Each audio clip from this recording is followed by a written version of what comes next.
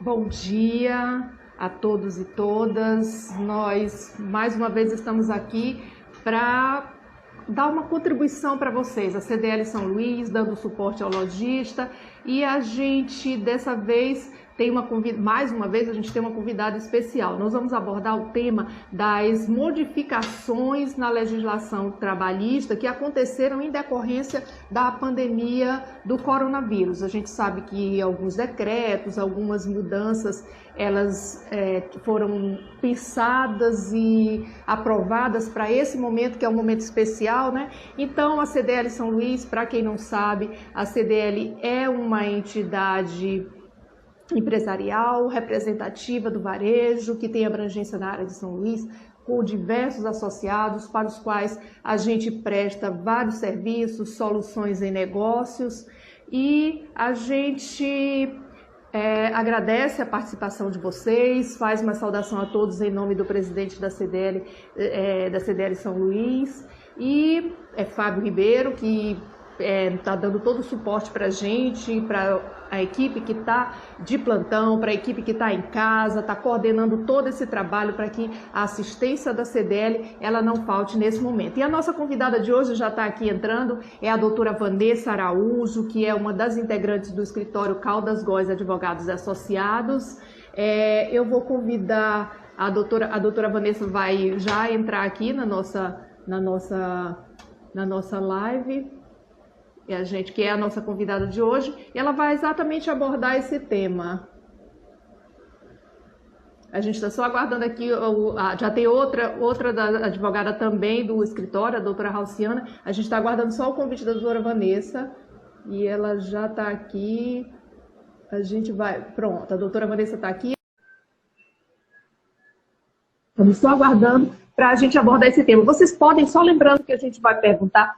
A doutora Vanessa já está aqui na tela, e a gente vai perguntar, né? Vai perguntar para a doutora, tirar dúvidas, mas vocês também podem participar. Doutora Vanessa Araújo, bom dia, é um prazer tê-la aqui com a gente. E a gente vai conversar, né? Começar conversando. Eu queria perguntar quais foram as principais alterações, porque quando a pandemia começou, foi saindo uma legislação, depois saindo outra, mas hoje a gente já tem um conjunto de leis que estão impactando agora e que estão dando direcionamento para o empresário, para ele tomar suas decisões, para ele ver como é que faz sua equipe, principalmente com sua equipe. Então, eu queria que a senhora iniciasse pontuando quais são as principais mudanças. Bom dia, receba a saudação da CDL em nome do presidente Fábio Ribeiro. Bom dia, Luísa, bom dia a todos. Então, uma das principais alterações, na verdade, a gente tem hoje aqui duas medidas provisórias importantes, que é a 927 e a 936. Né? A medida provisória 927, que foi publicada lá em 22 de março, ela trouxe algumas alterações ali um pouco cautelosas, no sentido de adoção de teletrabalho, a antecipação de férias individuais, uma flexibilização ali na concessão das férias coletivas, uma adoção um banco de horas especial para esse período de calamidade pública, trouxe também a possibilidade de antecipação dos feriados. Então, assim, foram medidas mais pontuais, que não trouxeram, que acabou não agradando a tantos, né, empresários que esperavam aí o que veio depois com a medida provisória 936, que foi a redução salarial, a possibilidade de reduzir a jornada de trabalho e o salário e a possibilidade de suspender o contrato de trabalho. Essa também, além de agradar a muitos, né, ela também veio com muito mais polêmica, ela trouxe mais polêmicas, tanto é que teve aí uma decisão recente do STF a respeito dessa medida provisória, que a gente vai tratar daqui a pouco. Então, no geral, foram essas as novas medidas trabalhistas trazidas aí de maior impacto na relação de trabalho. Então, eu vou começar perguntando sobre a antecipação de férias, que na realidade foi uma alternativa que muitos empregadores encontraram para, nesse momento em que eles não têm, tem muitas que não precisam que aquele funcionário esteja em home office, não há o que fazer em home office. Há algumas profissões que a gente sabe que não precisa de home office. Então, o que eu vou fazer com esse empregado, né? Me diga exatamente como é que ficou essa questão das férias e principalmente em relação à antecipação. Quem não tem período aquisitivo, por exemplo, o empregador pode colocar esse funcionário de férias? Pode sim.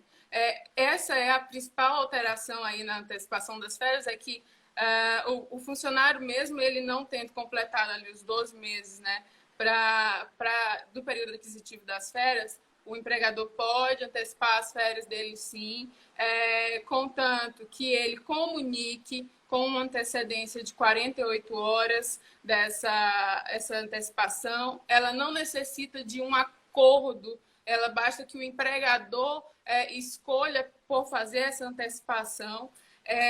E tem que ser aí num período de pelo menos 5 dias. As férias não podem ser inferior a esse período de 5 dias. Certo. E em relação à questão da jornada, as horas não trabalhadas, porque tem muitas empresas paradas, né? Alguns trabalhadores estão em home office, outros não estão. O empregador está meio perdido, sem saber o que fazer, mas ele tem alternativas na lei, né? Por exemplo, ele pode exigir a compensação das horas que não foram trabalhadas agora. Como é que a lei, o que a lei diz em relação a isso? Como é que isso pode ser feito? Então, a gente tem que lembrar que essa possibilidade de antecipação de jornada, um banco de horas, ela já era prevista ali pela CLT, o artigo 59, que previa a possibilidade de compensar a jornada e se houvesse, por exemplo, um acordo escrito individual em até 6 meses, ou se houvesse uma convenção, uma negociação coletiva em até 1 ano. Há até, na verdade, a possibilidade de compensação da jornada dentro do mesmo período, né, do mês, desde que seja feito um acordo tácito. Mas o que acontece? A MP ela trouxe uma nova modalidade de banco de horas.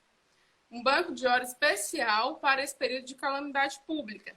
Significa o quê? Significa que se há aí um acordo coletivo que regulamente o banco de horas no contrato que você tem com o seu empregado, esse acordo coletivo ele não serve para esse período de calamidade, certo? O empregador ele precisa fazer um acordo individual com o empregado para tratar especificamente do período em que a empresa não estará funcionando e o empregado estará aí, devendo essas horas.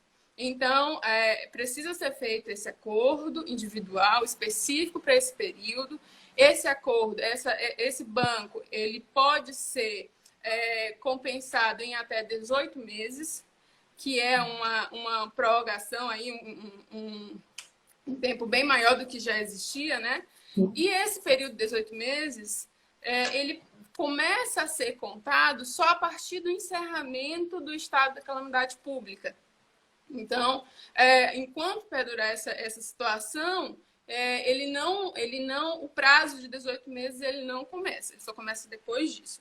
Tá? E aí lembrar que é por acordo individual ou por um acordo coletivo também. Há a possibilidade de ser feita uma negociação coletiva para tratar especificamente do banco de horas. Então, um ponto aí que os empresários, empregadores devem prestar bastante atenção é na possibilidade aí de administração de mais de de banco de horas. Porque se ele já tinha um banco de horas, ele vai ter que administrar um segundo banco de horas específico para esse período. Certo. Apareceu uma pergunta aí, eu não vi quem fez, mas eu gravei a pergunta, era em relação ao home office, né? Como é que administra a questão do home office? O funcionário que está em home office, essas horas são contadas como horas trabalhadas, né? A pessoa estava perguntando, inclusive, sobre os vencimentos de quem está em home office, se continua normal. Como é que está essa questão? Essa situação específica de home office é um ponto bastante polêmico que foi trazido aí pela MP 936 por uma questão de interpretação. O que acontece? O home office ele não está sujeito a um regime de banco de horas. Pelo artigo 62 da CLT, não pode ser cobrado ou fiscalizado o cumprimento de horas para o home office, assim como para trabalhadores de serviço externo. E aí, se você não pode, nesse caso, fazer uma exigência ou dar o direito de banco de horas extras para o funcionário que trabalha em home office, a interpretação inicial seria de que não seria possível realizar a redução, por exemplo, da jornada de trabalho, já que você não controla a jornada de trabalho de quem está em home office, né? Mas aí o que acontece? Se a gente seguir essa interpretação literal, a gente pode correr o risco de causar uma certa discriminação aí do funcionário.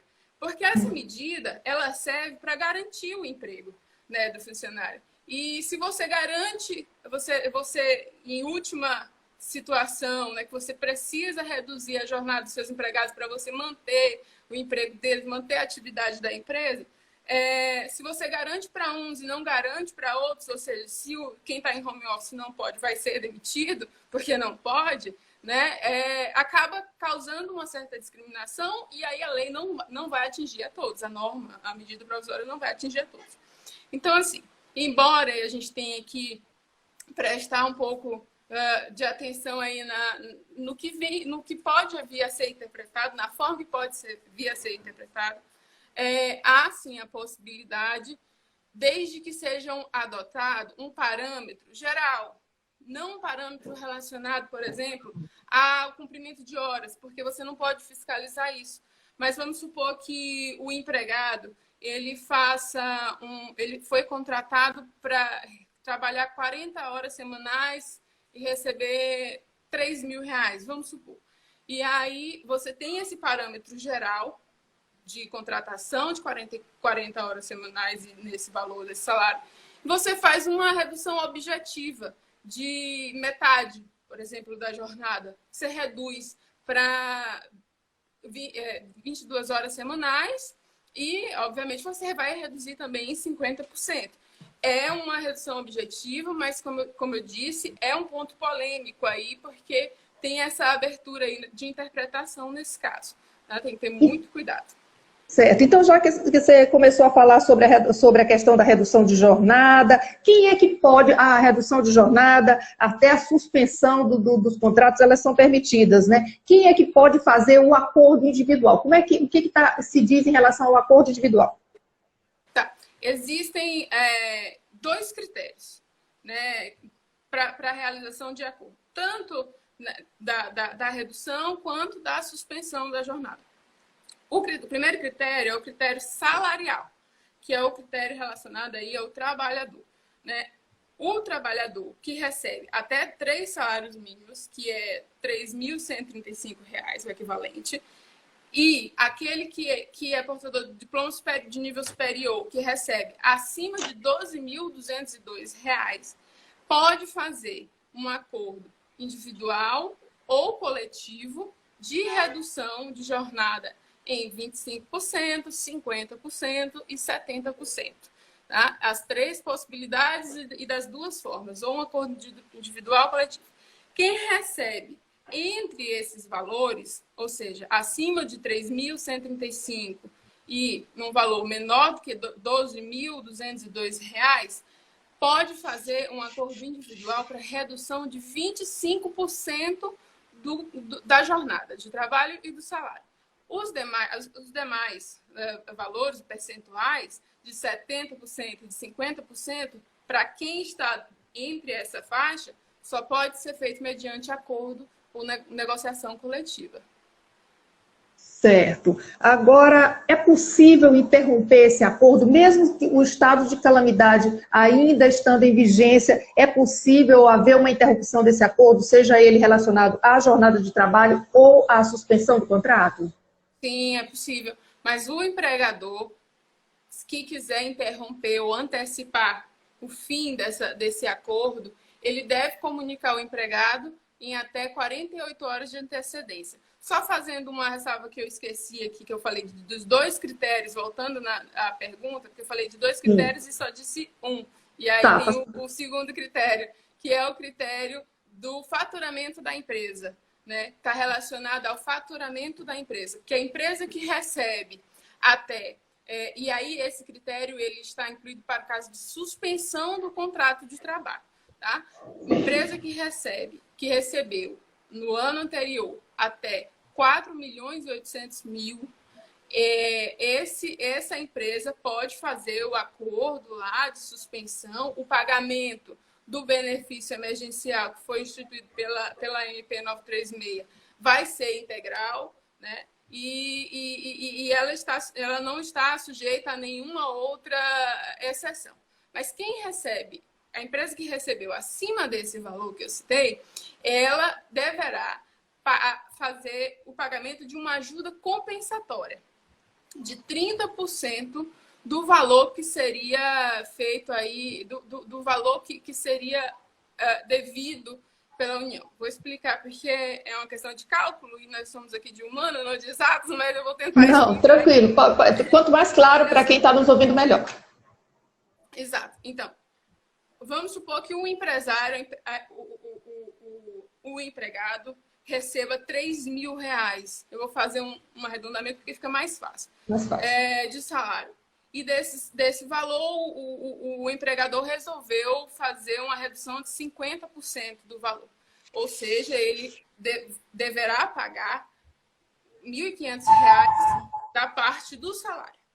Se o empregador, a empresa, faturou até 4.800.000 ano passado, o valor devido ao empregado será pago integralmente, será pago pela União, né, através do benefício, mas será o pagamento de 50% do valor devido no caso de cálculo do benefício do seguro-desemprego, porque isso causa uma grande confusão. A pessoa que tiver a redução do salário, ela não vai receber o seguro-desemprego. O benefício é o plano emergencial de preservação do emprego, né? Ele é um benefício independente do seguro-desemprego e a base de cálculo que ele usa é a base de cálculo do seguro-desemprego. Então, nessa situação, ele não iria receber mais R$1.500 do valor lá do benefício. Não, ele vai receber 50% do valor que seria devido a ele. Ou seja, o salário dele é R$3.000, entra ali no teto do valor do seguro-desemprego, que deixa eu só confirmar aqui o meu cálculo, porque eu fiz a minha colinha aqui, que é de R$1.813, 50% de R$1.813 dá R$906. Ou seja, ele vai receber do empregador R$1.500, mais R$906 do benefício, que daria um total de R$2.400 e alguma coisinha. Não são os R$3.000, ele não vai ter a garantia do valor integral do salário dele, certo? Agora, se a empresa faturou acima de 4.800.000 pelo passado, aí ela vai ter que dar uma ajuda compensatória de 30%. No caso de suspensão do contrato.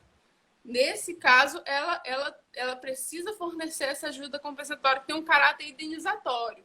Ela não entra em incidência de verbas trabalhistas, nada disso. Ela tem um caráter indenizatório, né? Mas a empresa precisa fornecer, nesses casos de suspensão, essa ajuda compensatória. Ok, ficou bem claro. Agora, já que você falou em seguro-desemprego, quem não tem direito ao seguro-desemprego, ele pode ser incluído em acordo de redução de jornada? É uma pergunta que eu tenho aqui. Pode sim, porque esse benefício ele é independente de qualquer requisito. Como eu disse, ele só usa o cálculo do seguro-desemprego, a base de cálculo do seguro-desemprego, mas ele independe de requisito. A pessoa pode ter acabado de receber o seguro-desemprego, foi contratado e já teve a suspensão ou a redução, independente disso. Não há requisito para recebimento. Exceto, salvo aqueles casos, por exemplo, funcionário público, pessoa que esteja recebendo já algum benefício da Previdência ou esteja de licença, algo do tipo. Mas, se você é um empregado contratado pela CLT que não que acabou de receber ou acabou de ser contratado, não há impedimento para o recebimento do benefício.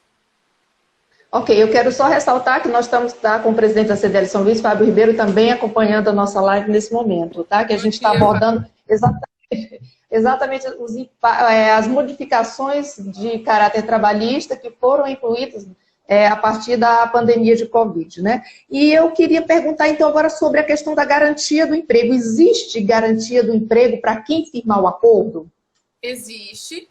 A medida provisória 936, ela garante uma estabilidade provisória durante o período do acordo ou de redução ou de interrupção e no período igual posterior ao encerramento desse acordo. Por exemplo, se você faz aí um acordo de suspensão de trabalho de 30 dias, o empregado tem a garantia de estabilidade nesse período e por mais 30 dias depois do encerramento desse acordo.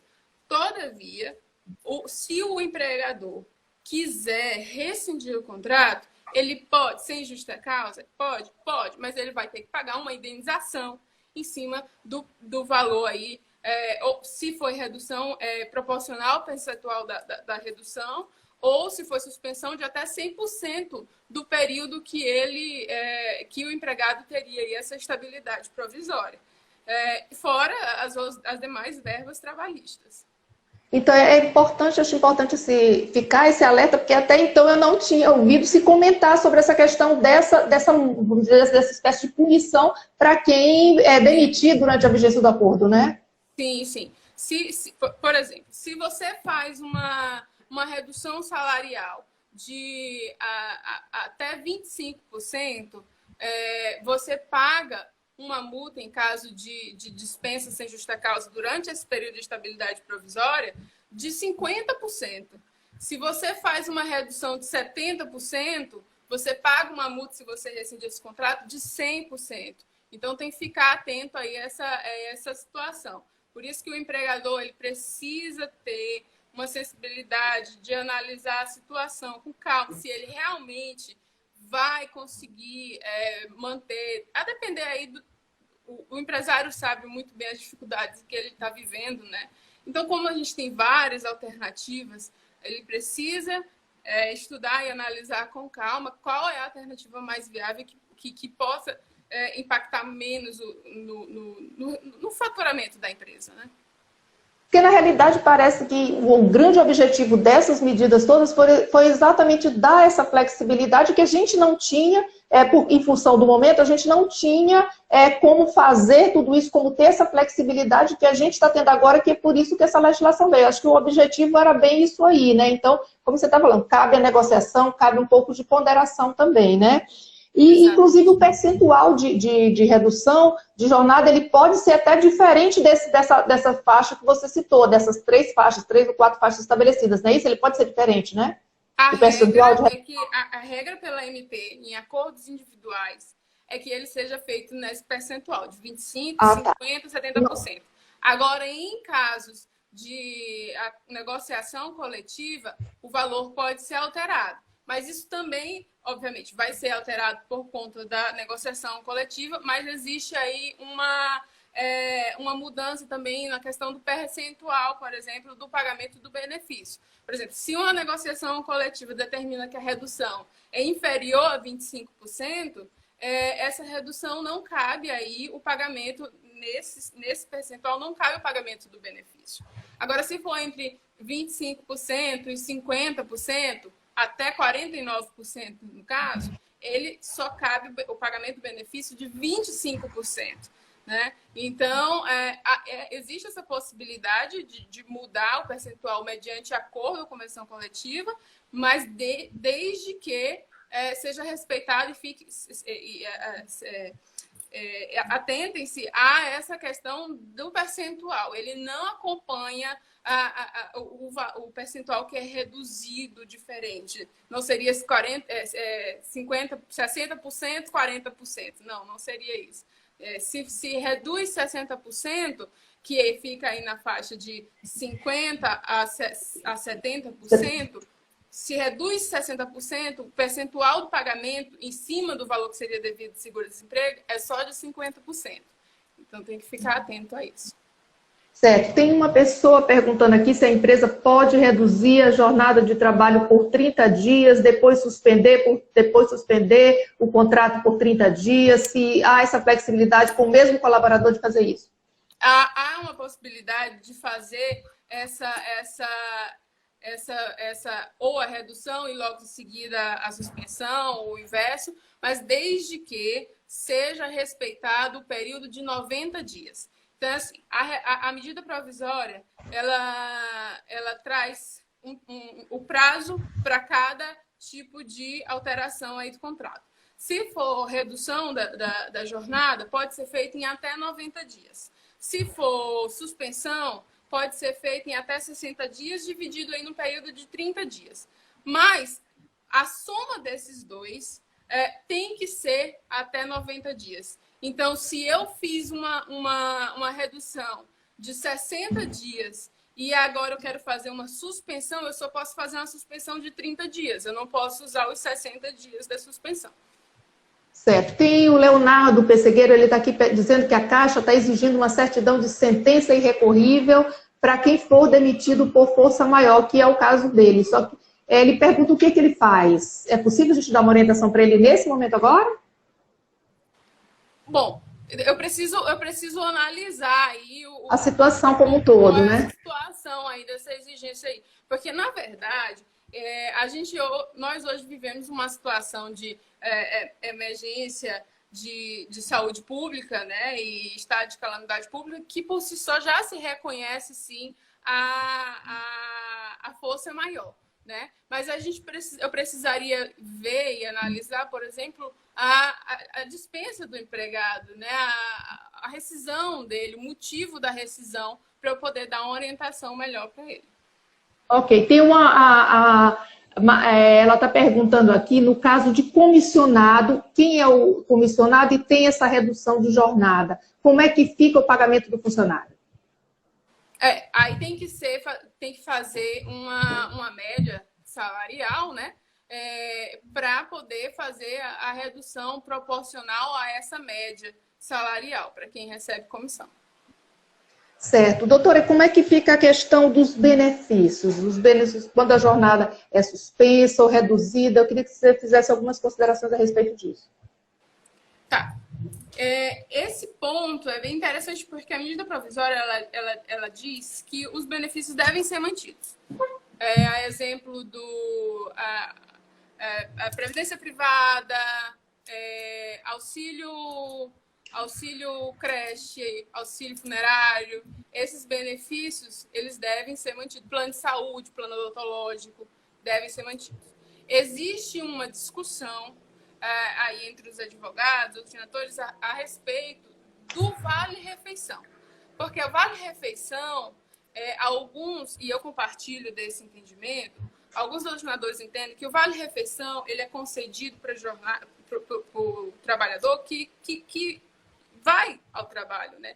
Para que ele possa fazer a refeição dele nas proximidades da empresa, porque às vezes mora muito longe, não tem como ir até em casa e etc. Então, nesse caso do vale-refeição, há essa discussão aí se é para ser mantido ou não. Eu entendo que sim, que não precisa ser mantido o vale-refeição, porque o empregado não está indo ao trabalho. Ele não precisa desse vale-refeição. Da mesma forma, é o vale-transporte, porque o vale-transporte, se o funcionário, aí deve ser analisado caso a caso, né? Se ele está com contrato suspenso e não está indo ao trabalho, ele não vai receber o vale-transporte, porque o vale-transporte é pago para quem vai efetivamente ao trabalho, se deslocar em transporte público, né? Mas, se ele tem uma redução de jornada, nessa redução de jornada, ele continua indo todos os dias, mas trabalha em horário reduzido, vai ter que ser feito pagamento calculando todos os dias, o mês completo. Se ele deixa de ir alguns dias do mês, vai ter que ser feito pagamento desconsiderando esses dias do mês que ele não está indo por conta da redução. Então, existe precisa ser feita essa análise. Certo. Eu tenho uma outra pergunta aqui, que ela está perguntando se como funciona após esse período de pandemia? O empregado volta à jornada integral ou a empresa tem a opção de permanecer com essa redução? Não, não tem. Um dos requisitos aí, uma das hipóteses de encerramento do acordo é justamente o encerramento do período de calamidade pública. Encerrou esse período de calamidade pública, o empregado tem até 2 dias para retornar à jornada normal, ao posto em que ele estava antes do acordo. Tá? E aí, imediatamente, é suspensa a redução. Oi? A redução fica logo suspensa, então, né? A redução deixa de acontecer. O fim é antecipado. O fim desse acordo aí, ele é antecipado por motivo de encerramento do período de calamidade pública, ou se o próprio empregador quiser fazer essa antecipação do fim do acordo. Certo. Portanto, então, agora que o empregado seja comunicado com 2 dias de antecedência. Com certeza. Então, agora vamos conversar sobre a questão daquela decisão do STF que a gente colocou no começo, que ia conversar agora um pouquinho. Como é que ela impacta, porque é a questão do acordo individual e o sindicato, né? Eu queria que a senhora... A medida provisória 936, como eu disse, ela trouxe essa polêmica aí a respeito, porque a Constituição, ela determina que ela garante, na verdade, o direito do trabalhador de redução de salário somente por a convenção ou acordo coletivo. E aí, o que acontece? Veio a medida provisória e trouxe essa possibilidade de redução por meio de acordo individual. E aí, o Partido Rede entrou aí com a ação ADI 6363, ação direta e constitucionalidade, e o ministro Lewandowski, ele deferiu uma liminar, determinando que inicialmente a liminar dizia que o acordo individual, ele deveria, porque a medida provisória determina que esse acordo deve ser, o empregador deve comunicar ao sindicato em até 10 dias, e aí, mas só fala da comunicação do sindicato em até 10 dias. Não fala de uma manifestação ou necessidade de manifestação do sindicato a respeito desse acordo. E aí o ministro deu a liminar determinando que o sindicato precisava se manifestar a respeito desse acordo, tá? Mas que o silêncio, a omissão em relação seria considerado como um acordo válido, né? Aí o que aconteceu?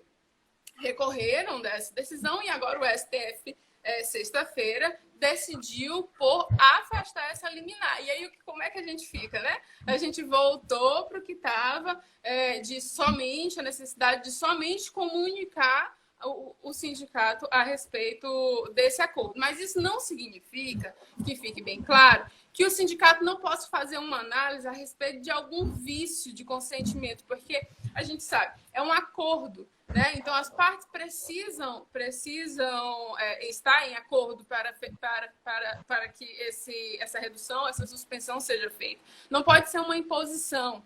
E, além de não poder existir esse vício de consentimento, obviamente, há aí a possibilidade de ser feita de ter alguma cláusula que está fora da realidade da medida provisória. Então, não significa que o sindicato não possa fazer essa análise de eventual abusividade ou que isso não possa ser discutido no futuro. Tá? É só por uma questão de celeridade, em razão aí da situação em que a gente vive, da emergência da medida, muita gente precisa fazer logo essa redução e aí não pode esperar uma eventual manifestação ou ficar aí nessa insegurança de saber se vai ou não precisar que o sindicato manifeste. Hoje, como é que está? Hoje você faz o acordo e comunica o sindicato. Pronto. Somente isso, o acordo já é válido desde da celebração com o empregado e não necessita de mais nada. Certo. Doutora, eu queria saber em relação à questão do estagiário, a empresa que tinha estagiário, como é que ficou? A medida provisória 927, que foi a primeira que eu falei ali, que foi publicada no dia 22, ela estabelece que, no caso, por exemplo, do estagiário, você pode colocar ele em home office. É uma possibilidade de colocar, de fazer essa de adotar essa alternativa, colocar o funcionário em home office, por exemplo. Agora, quanto a... Porque a legislação que trata a respeito do estágio é uma legislação específica, né? A medida provisória, ela não fala a respeito do contrato do estágio. Ela fala do menor aprendiz, né? Ela fala, inclusive, da jornada intermitente, mas ela não fala a respeito... A medida 936 que eu falo em relação à redução e à suspensão, tá? Sim. Ela não fala dessa possibilidade, ela não traz essa possibilidade para o caso de estágio, do contrato do estágio. Então, aí, uma alternativa é colocar o estagiário em home office. Mas até porque eu pergunto, porque até o estagiário, uma das condições, geralmente esses contratos têm, é que ele trabalhe no ambiente da empresa, né? Porque na realidade ele está em aprendizado, né? Então, que ele trabalhe naquele ambiente da empresa. E exatamente me parece que existe uma lacuna nessas duas MPs que foram editadas em relação a isso. E isso pode confundir a cabeça do nosso empresariado, não é? A realidade é uma lacuna que precisa ser administrada. É verdade. Mas existem também, por exemplo, a alternativa de antecipação dos feriados. A verdade é que esse período vai ser um jogo de cintura aí dos empresários para tentarem adequar as realidades que eles vivem, né? Porque são diversas. Então, existe a possibilidade de antecipação dos feriados também, que não necessita de acordo para antecipar, exceto o caso de antecipação de feriados religiosos. Aí precisaria de um consentimento da outra parte. Mas, essa questão da antecipação era a próxima que eu ia perguntar, porque nós recebemos muitas perguntas relacionadas a isso. Como é que ele vai fazer essa antecipação? Ele vai descontar lá na frente, né?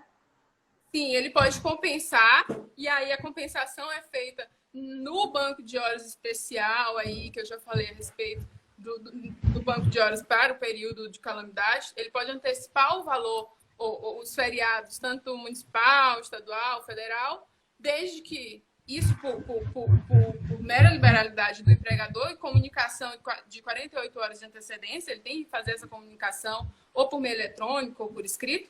E no caso de antecipação de feriados religiosos, aí sim deve haver uma concordância do empregado para que esses feriados também sejam antecipados. Se não houver essa concordância, o empregador não poderá fazer essa antecipação. Certo.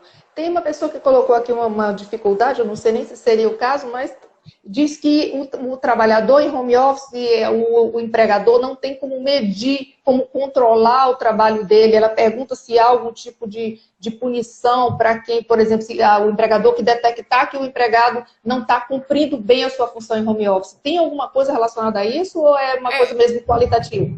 Não, como eu falei, o trabalhador em home office ele não está sujeito a controle de jornada mesmo, não está, né? Agora, existem aí as tarefas que o empregador deve cumprir, que o empregado Eu acho que é isso que ela está colocando, né? Se ele não cumpre tarefas, ela pode considerar rompida essa home office, como é que ela faz, né? Pode fazer, se houver aí um desleixo aí da parte do empregado, no cumprimento das obrigações dele, lógico que o empregador pode fazer advertências, pode cobrar, sem problema nenhum. O que não é possível fazer é o controle da jornada. Porque se ele faz o controle dessa jornada, aí pode implicar, inclusive, a incidência de horas extras, por exemplo, né? Então, essa parte do controle da jornada é que não é possível. Certo. Doutora, nós estamos já chegando ao final, a nossa previsão era de fazer em 40 minutos, né? Mas antes, tem mais uma pergunta que está perguntando sobre a questão de se o empregado deve apresentar um relatório para a empresa do que está fazendo, é uma pergunta que chegou agora. E aí depois você pode fazer as suas considerações finais, porque a gente está já quase chegando no final do nosso tempo. Tá, eu acho que aqui nem é uma pergunta, eu acho que é um complemento aqui do nosso colega Gessé a respeito, porque ele é o nosso colega do escritório também. Que ótimo. E aí ele está dizendo que ele deve prestar um relatório, o empregado deve prestar um relatório, o empregador pode cobrar esse relatório de cumprimento das atividades. Certo. Então, abro para as suas considerações finais agora, que a gente está chegando já esgotando nosso tempo. Luiz, eu agradeço muito a oportunidade. Eu sei que o tema é vasto, deve ter ficado várias dúvidas e perguntas aí. Quem quiser pode entrar em contato comigo por direct, que eu respondo. Se houver necessidade de esclarecimento, a gente volta aqui e tenta esclarecer novos temas, porque eu escolhi os principais, mas existem vários temas aí em relação à medida provisória, essas duas medidas provisórias. Eu espero ter esclarecido a dúvida de quem se manifestou aqui ou de quem ficou com vergonha de se manifestar, e qualquer coisa eu estou à disposição. E a gente lembra também que vocês, no escritório, o Caldas Góes Advogados Associados, está fazendo um boletim de forma periódica para esclarecer essas questões, né? Verdade. Nosso escritório, Gessé, você que está acompanhando, coloca aí o link do nosso escritório. A gente tem aí no nosso Instagram um link, escritório, _CGDV, que a gente está aí semanalmente colocando apontamentos jurídicos relacionados a esse período de pandemia. Então, você se inscreve lá e recebe no seu e-mail, sem precisar fazer nada, só se inscrever e vai receber no seu e-mail nossos apontamentos semanais aí, quem quiser acompanhar e ficar por dentro desses assuntos. Eu aproveito para lembrar que eles também estão disponíveis agora no site da CDL, esses apontamentos, dentro dessa nossa parceria de trabalho. A gente está com o escritório Caldas Góes Advogados Associados, a gente tem esses apontamentos também disponíveis para os nossos associados que quiserem, tá? Doutora Vanessa, muito obrigada. Na semana passada nós tivemos a participação do doutor Góes Júnior, que também foi extremamente esclarecedora. A gente agradece a toda a equipe do escritório Caldas Góes Advogados Associados, em nome do presidente da CDL São Luís. Vocês são muito bem-vindos, a gente pode pensar outros temas e futuramente fazer novas lives para esclarecer o nosso associado. Muito obrigada. Muito obrigada, gente. Eu queria antes... Pois não, Vanessa? Não, pode falar. Tá. E antes, então, de encerrar, eu queria lembrar para vocês que a CDL São Luís está funcionando com plantão, mesmo com todas essas questões de limitação, de atendimento, com prevenção da disseminação do coronavírus. A CDL está trabalhando com plantão, prestando todo tipo de atendimento aos nossos associados, apontando as melhores soluções de negócios para esse momento. Inclusive, nós fizemos o lançamento dentro do nosso site de um serviço chamado C-Delivery, que é onde a gente está fazendo a indicação das nossas empresas, sejam elas associadas ou não, as empresas que estão prestando serviço de delivery, que nesse momento é uma excelente alternativa para a empresa se manter em funcionamento e para atender as demandas dos consumidores sem ferir as normas, as limitações que a gente tem nesse momento para tentar conter o coronavírus. Então, em nome do presidente da CDL, Fábio Ribeiro, a gente agradece, a entidade está à disposição para orientação, para esclarecimento de dúvidas, e a gente lembra também que essa nossa live, assim como a da semana passada está salva no YouTube, essa nossa live agora também, com todos esses esclarecimentos, também vai ser salva nas nossas redes sociais, que fica para o nosso lojista, para consultar, e estamos à disposição de todos vocês. Tenham todos um bom dia. Bom dia, tchau, tchau.